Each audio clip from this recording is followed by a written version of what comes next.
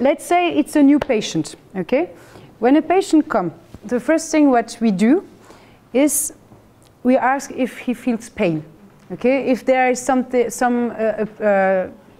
that he feels pain. So if somebody can translate for me. Who translates? Nie? No, no? Tout va bien? Okay. Then if he doesn't feel any pain, what we do then is we see if there are some contractures. So first we check the feet, okay? And when you check something, it's very important that you always compare one side with the other side. So always try to work symmetrically. As when you are listening with a stethoscope, the lungs, you always go from right to left and then from right to left.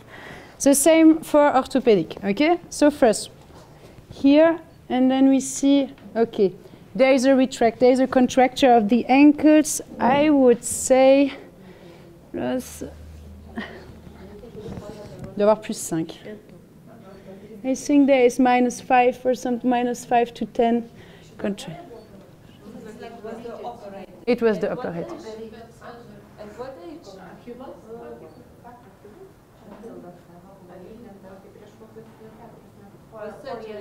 4 years ago.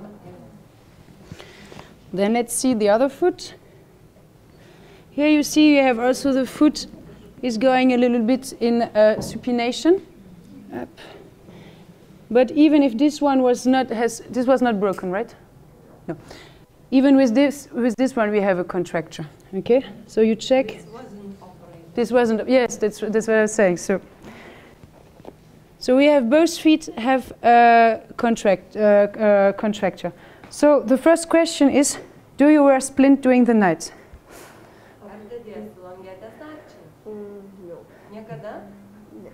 Never? Don't use and don't have? No. Okay.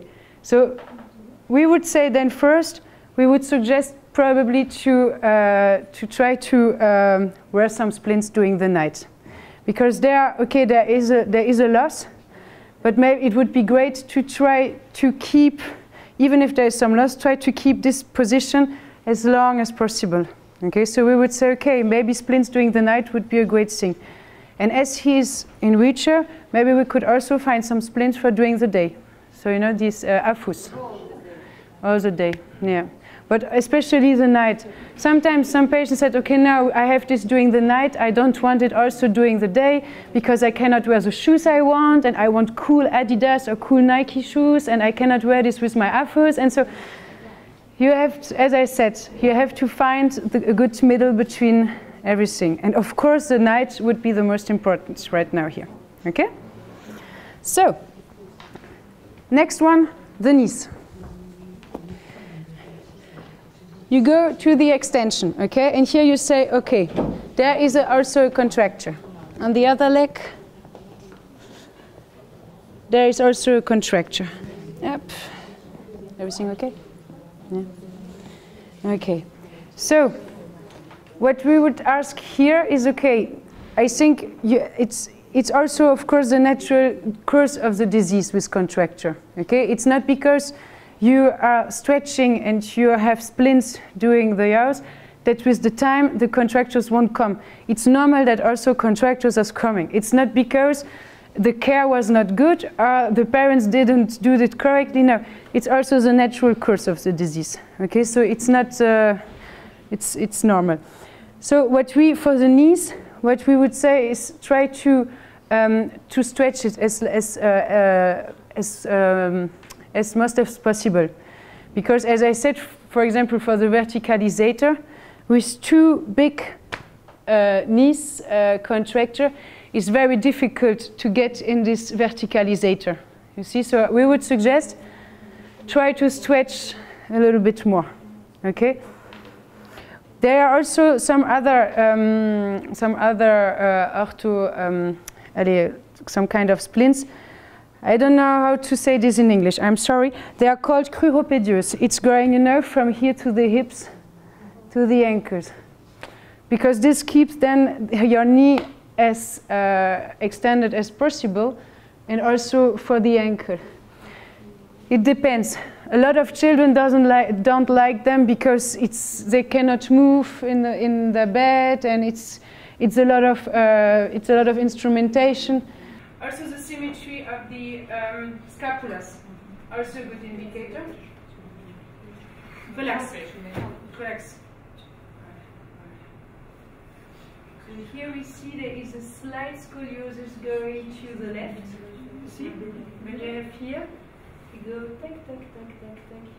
See? It goes slightly to this side. You have this hemithorax going a little bit up to this side.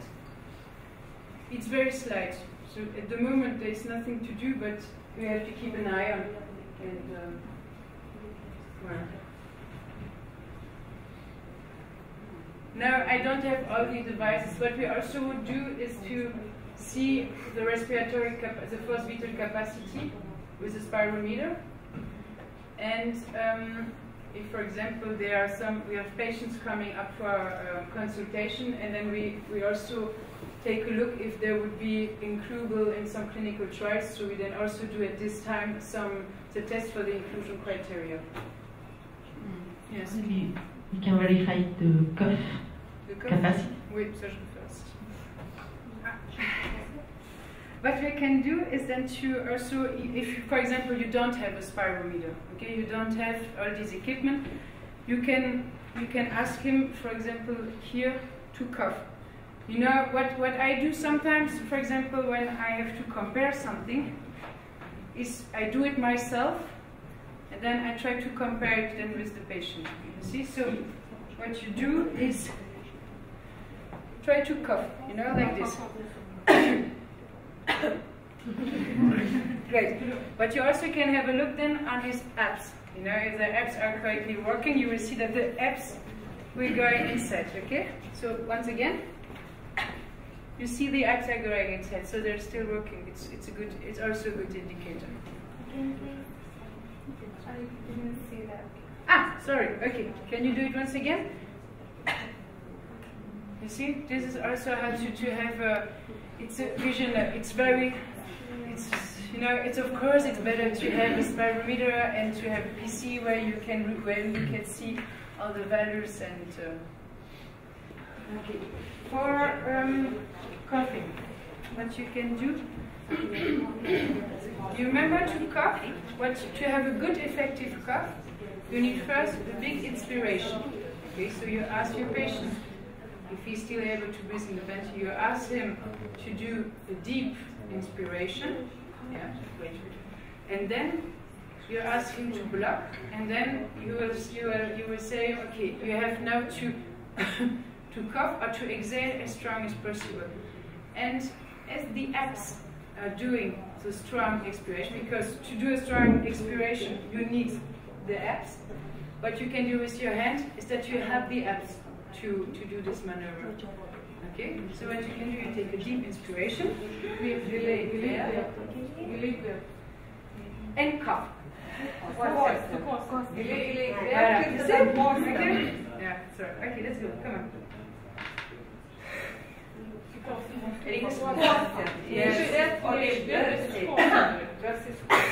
Voilà, super. You see?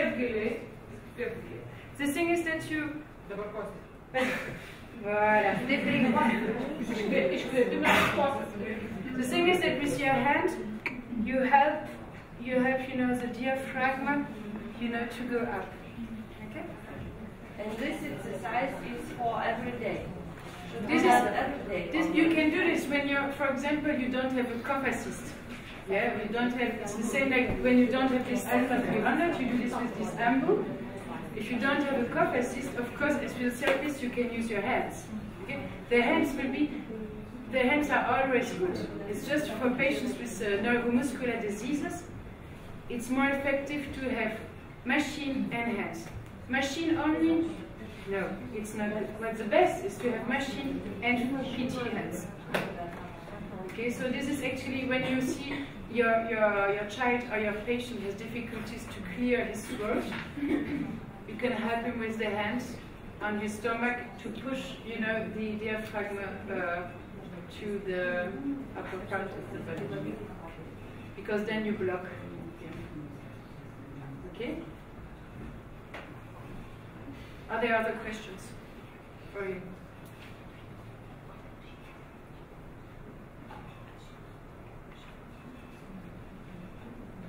Okay? And exercises, bench or horse or and I would say like I said, the most important are like endurance. So for him, I would say, you have this kind of bikes for hands, for example, this would be a good thing, because he has still a good upper limb function, so try to work this upper limb function as best as possible. With balloons, try to go up and down, against the wall, or you play with him some games, where he has to take some things up. Some fine motricity, but we can do, okay, he's a guy, what we can do with a guy is, for example, ping pong, or you play some, but most of the guys from his age are, on Game Boy and hand. Yes, but it's also fine motricity. Huh? So it's also a kind of work. So it's a good thing. What you can do, so it's the stretching, of the lower limbs. So you try to stretch as best as possible. You can do actually everything together with the whole leg. And the stretching for how long? Seconds. What we always say is that you try to have one position, try to keep this position for 10 seconds, and then you release. Okay? And it depends. Sometimes you will see the child it will be easy. You will be able to go a little bit further. And sometimes, like you have good and bad days, it will not be possible to be further. Then it's okay. It's okay. Tomorrow it will be better. Okay, you just do what you can. And what we then often say is that you do 5 to 10 times, these 10 seconds every day, because what we would like is that it's effective. That it doesn't take too much time, because they are still kids and they still want to play and they still want to have a freedom time. So you have to focus on the very important things. Okay, so what we say is 5 to 10 times 10 seconds. I don't know I think it's more an exchange. Now what you learn here, we say this. I don't know if you have another. No? I would do 30 seconds. 30 seconds? Yeah. 30 seconds. It's my patience, very good. Yeah, sometimes, yes, it's like you see this with, sometimes you will see, oh, it's okay, we can do longer, and sometimes, no, I don't want, and they're too young, and so it's difficult then to do this. You do what you can. It's good to have an idea in your head, and then you adapt it to everyone. This is how we proceed also. Yeah. Do you have any recommendations for parents, because sometimes they complain of the pain in the wrists because it's not very comfortable for parents to do these stretching exercises. Of course.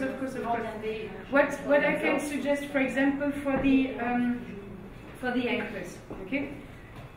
You have, as parents, it's important that it's not your arm is, for example, doing the exercise, that you use your body weight to do this exercise. So it's actually, these are the basis what we learn as physiotherapists at school. First year is you don't do the exercise, you use your body weight to do this exercise. So it's like a transfer from one leg to the other leg. Okay, so for example, you have here. So first of all, for example, this is far way too low for me. Okay, I'm 1.80 m. I should have, the table like here, where I could be at 90 like this. So this is not a good position, so I have to go down. It is still not that good. And and you try, when you have to, when you stretch, for example, the ankle, it's very important that you take, I don't know if everybody sees, you take the calcaneum, okay? If you do this, it's not good, because then it will, you see, it will, I don't know how to call it, it will, je sais pas comment on dit ça, ça va Enfin bref. It's not good, okay? What's important is first you take the calcaneum, you stretch it, and then you bring it like this. Okay, so it's the movement is like you take the calcaneum, you bring it there, and then you bring the foot like this. You see what I mean? Because if you don't do this, you will have the calcaneum who will be smashed against the tibia. It's not that good. The articulation here, it's not good for it.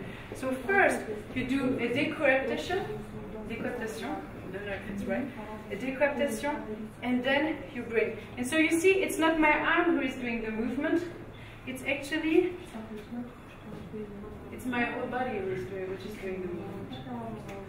Okay?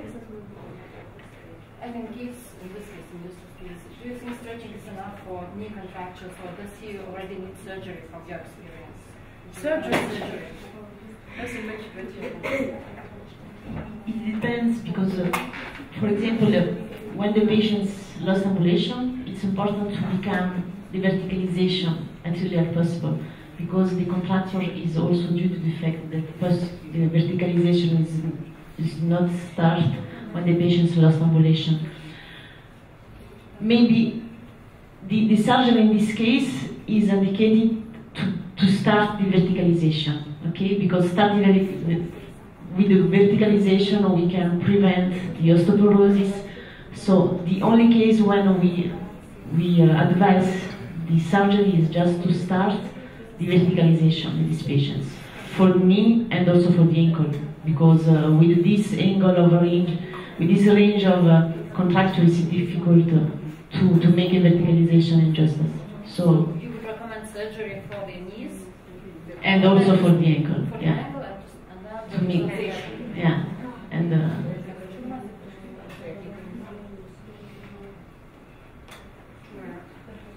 the back is quite good. That yeah, the back there is no pronounced deviation. Sometimes he breathes like, yeah, mom. And all oximetric parameters are normal. And all oximetric? Yes, but our orthopedist here says that from the back sometimes he breathes like I showed. Sometimes, yes, this is because you know he has induction. As I said, you have the volume is reducing because of the weakness of inspiratory muscles and expiratory muscles. You have the quantity of air which is coming into your lungs is decreases. Okay, so they are actually breathing on their residual volume. Okay, on the residual volume.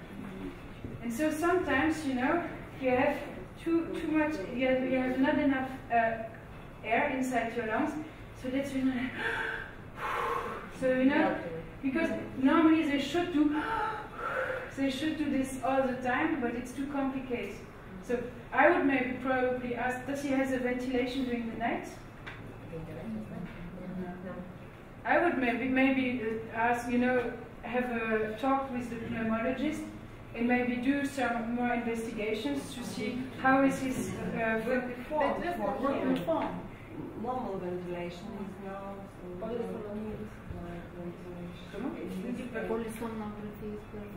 polysomnography is performed. So everything was good during the night and everything okay? For him, I think that the best indication is alpha 300. You know this machine which brings there, like the ammo, but just the machine. Or the ammo. Because you see his thorax, it becomes rigid. You know, it's not bumped here, it becomes more flat here. So his thorax is losing in elasticity. So the thing would be, and so as the thorax is losing elasticity, it adds to the weakness of inspiratory muscles. It's then very complicated to have a normal volume of air, to bring a normal volume of air inside your lungs. And so that's the reason why it would be great sorry, to work this.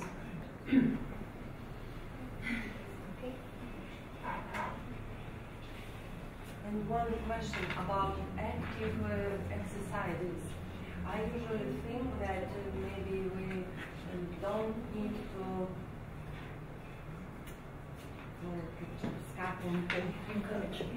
encourage them to move as much as possible, or maybe in contrast we should them. You should move only that they need. Yes. No. Because they have private problem of muscles. So if they move with bicycles or a lot of exercises, they decrease. What's not good for muscles, for DMD, what's not good is eccentric work. So for example, is when you have the biceps, okay, you have, this is concentric work, is when the weight is, when your strength is stronger than the weight, for example. So you are able to do this work very easy. Eccentric work is like, for example, squat. So the weight is, it's more, it's difficult to explain this. So, or for example, with the, let's keep with the biceps. You have a weight, and the weight is so heavy that it's impossible for you to bring the weight, you know, to work with the, and so the biceps here is working in eccentric. And this kind of work is not good, because this is, increases the muscle destruction. But everything between isometric, concentric, endurance, it's okay.